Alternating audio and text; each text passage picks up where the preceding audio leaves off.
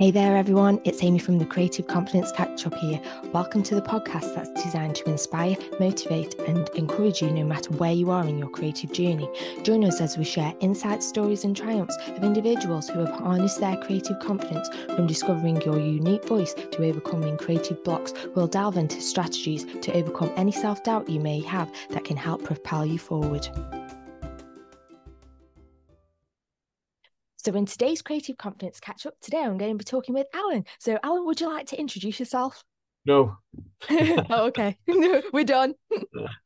I'm Alan Barrett. I'm primarily these days I'm a storyteller, but I'm also an actor, a writer, and a poet. And my art is basically anything to do with literacy. But I also do children's art now and then, and do face painting, that kind of stuff. But primarily I'm a storyteller. That's awesome. So I suppose in terms of like doing what you do, it's not like a normal job, self-employed and all that. How did you find that over the pandemic?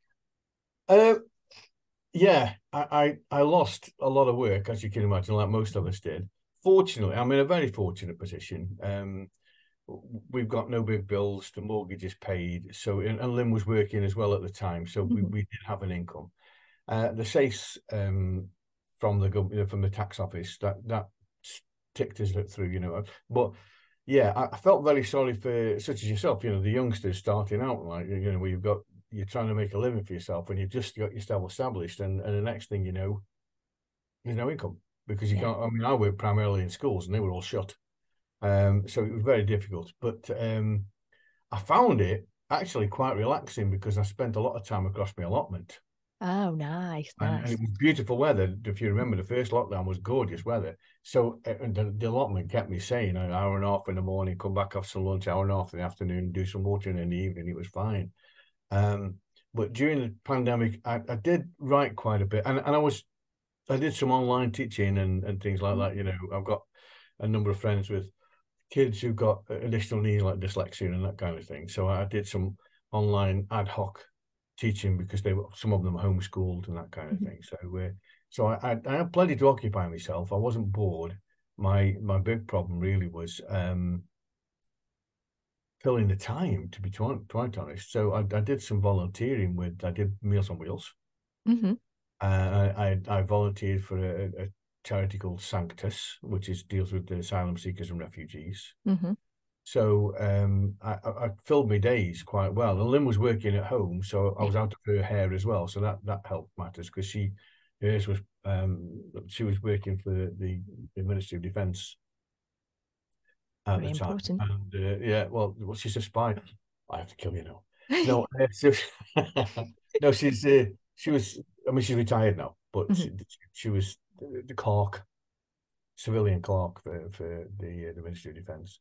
But she could do her work via the laptop. What she needs, she's not dealing with confidential stuff. I mean, yes, in as much as people's information, but we're not talking about planning strategies for armed forces things. So that it meant that I could get out of her hair and do other things. So yeah, it wasn't as bad for me as I know it was for many, many others. Yeah. But do you think like the pandemic in a way, because you were having to do some of these things, like especially the education stuff, it kind of, because of that screen, you can't kind of do the things or put yourself across as you would usually, and as a result of being stuck in the same four walls or whatever, it not that you lose confidence, but you feel like you can't be and present yourself in the way you used to.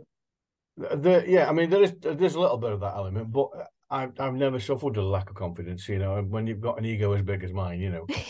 But I think I was very lucky. I don't know if you've heard of the National Literacy Trust, but they have a branch called the Stoke Reads Project. Oh, right. Oh, I've heard the Stoke Reads, yeah. Well, I've done a lot of work with the National Literacy Trust and over the years, and with the Stoke Reads Project. And the Stoke Reads Project commissioned me to create 6 stories called the 6-town storytelling. If you go to YouTube, it says, and you type in 6-town storytelling, they'll come up on these stories. So I created, and we filmed them. A friend of mine came down. We were socially distanced, obviously, and he came in. I was already set up. And some of the stuff we did outside anyway. So, And he filmed it. And Deck Brennan is a lovely bloke, very, very good photographer and videographer. And we did the Tunstall Pirate, made up on the spot because we were just sound checking. So I That made it. sounds really difficult. Making things like that on the Oh spot. It's no. like, how? Men are the best storytellers. We tell the most lies. So I didn't have the table behind me, the 6 town story. And then we did the Bursland Witch, which we've got a cellar in our house. So we did it down there. And Deck put some really eerie music over it.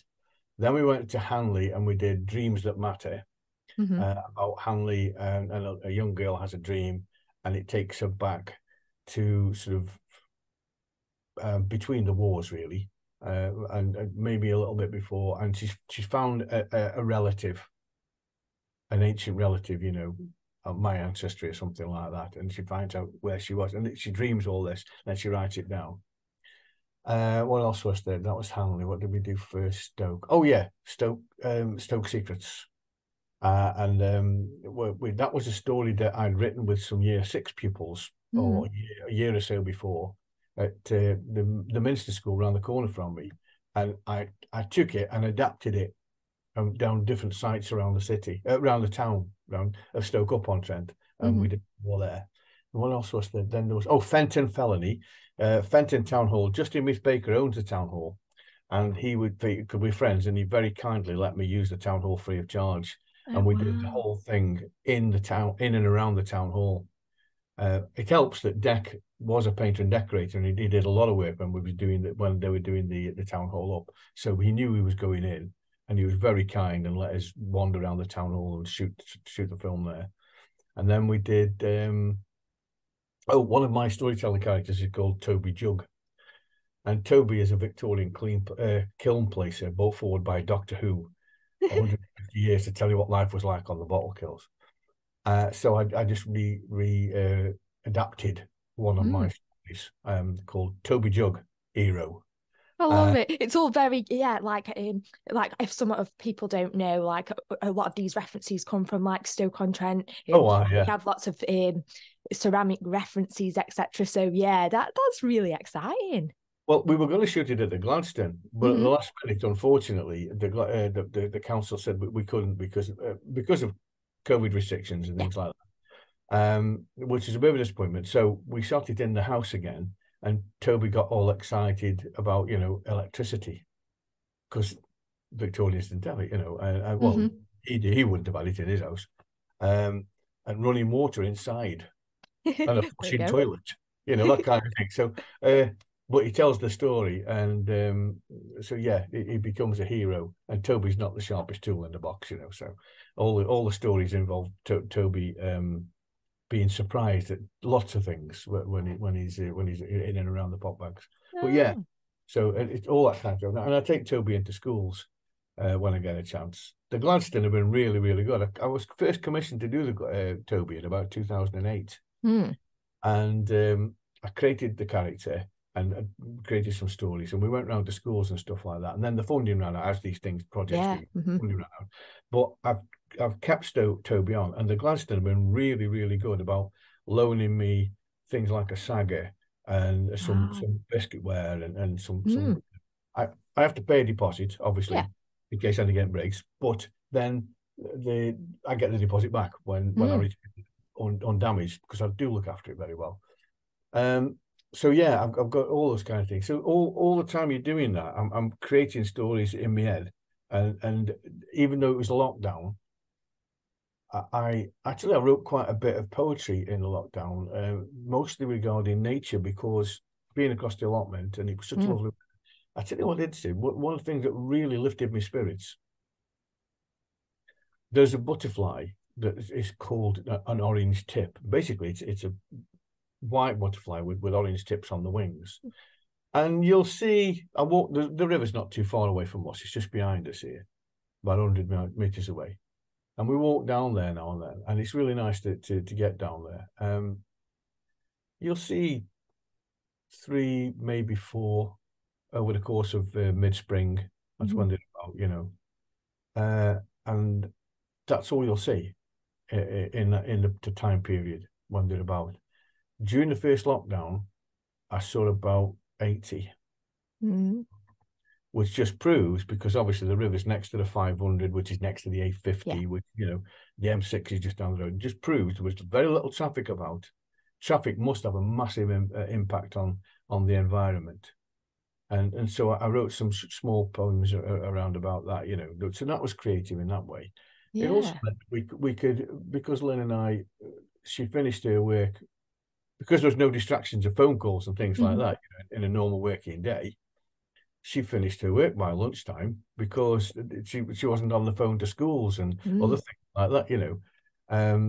So it meant that, she started sort of 8:30, finish around about 12:30, 1 o'clock, because there was, no breaks, no lunch, nothing like that. She just go and so we if we wanted to wander off in the afternoon for a walk, we could, you know, Nice. and it's not, we'll I think people don't appreciate about the city.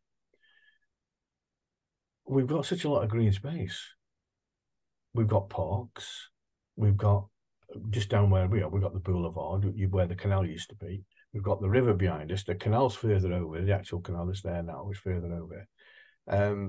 We haven't got to go very far. We're in Park Hall, Mm. Hmm. up at Western Coyne. There's Hanley Park. You can walk through there. You can walk along the canals, right? Or you go to Illyria Loch. We get on the canal in Stoke, just behind us, and we can walk all the way to the festival park Yeah. and beyond, and go Very the other, quickly. yeah, and go the other way and get to sort of Trentham and Stone, even Mhm. if you felt up to it. So in that regard, my confidence wasn't affected, because you've also got to bear in mind how old I am now. Yeah, definitely. Yeah. Mm. And I've seen a lot more and overcome more difficulties than this. So in my life, as when you get older, that's what happens. Mm. So my confidence was not affected in that regard. What it did make my mind up to do, because now technically I'm retired, Hmm.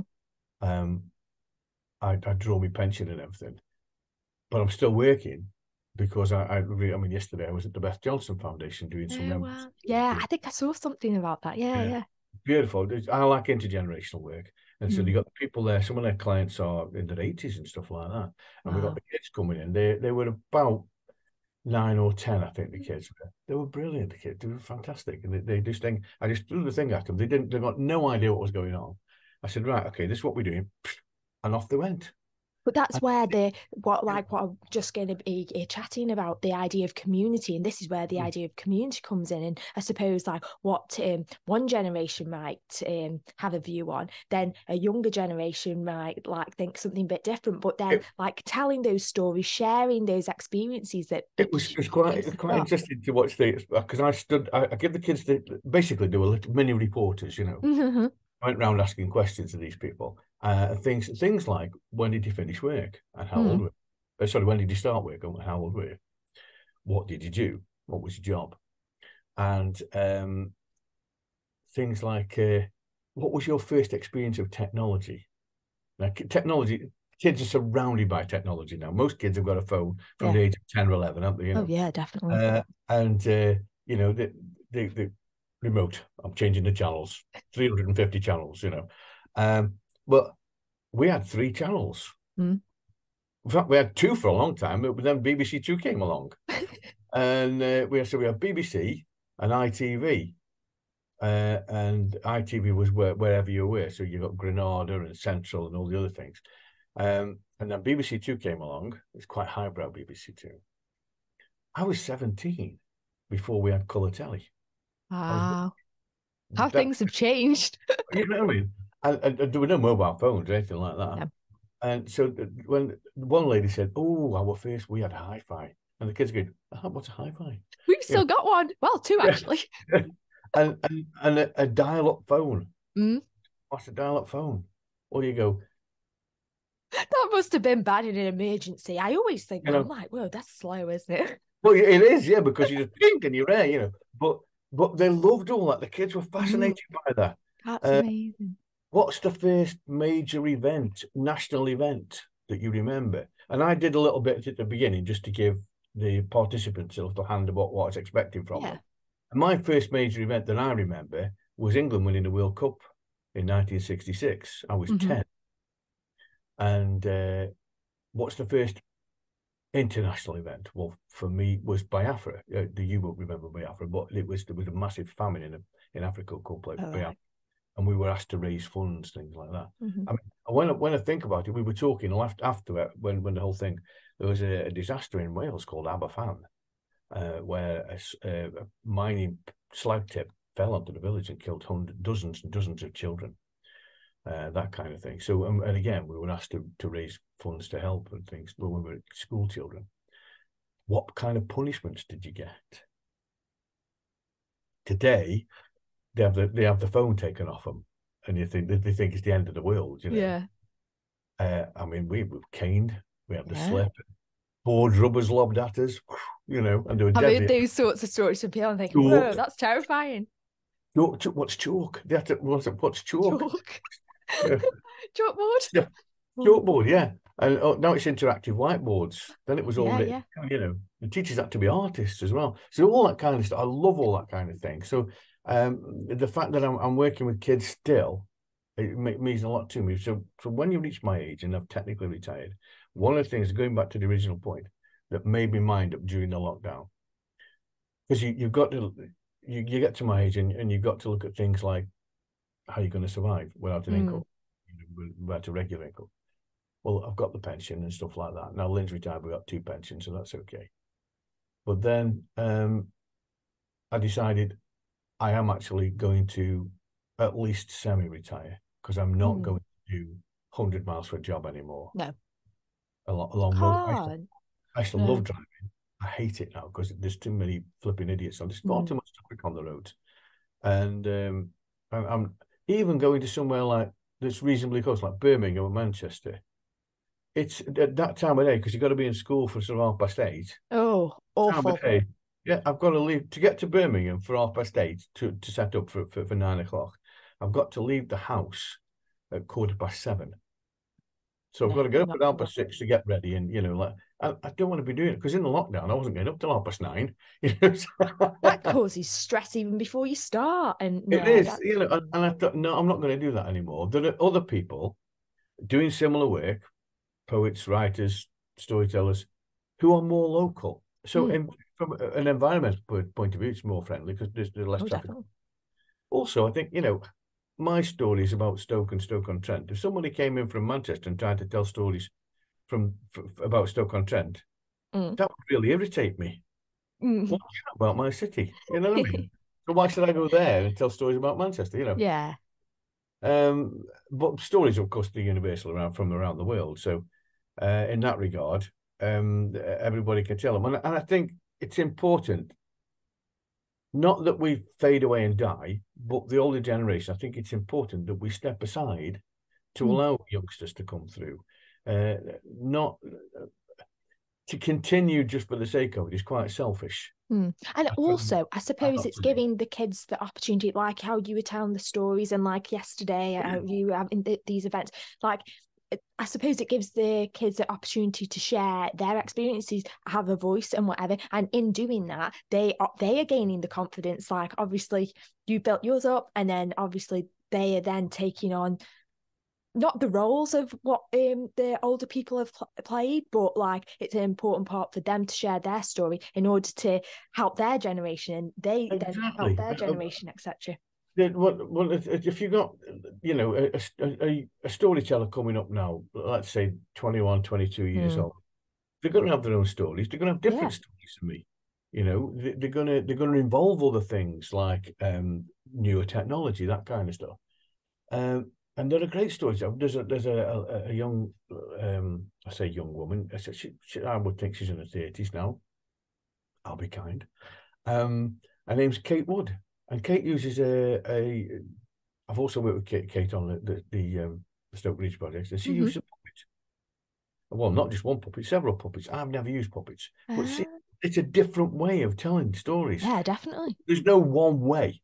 No, you know what I mean. There's no one way of doing it, and she's very, very. She's also an incredible illustrator, unbelievably good. I've met some during the Stoke Bridge thing. I've met some fantastic illustrators, just Kira Kinsey.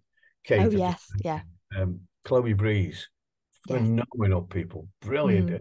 and one or two others whose names escape me at the moment. But Mm, wow, yeah. and I work with other poets. I'm part of the Roaming Poets.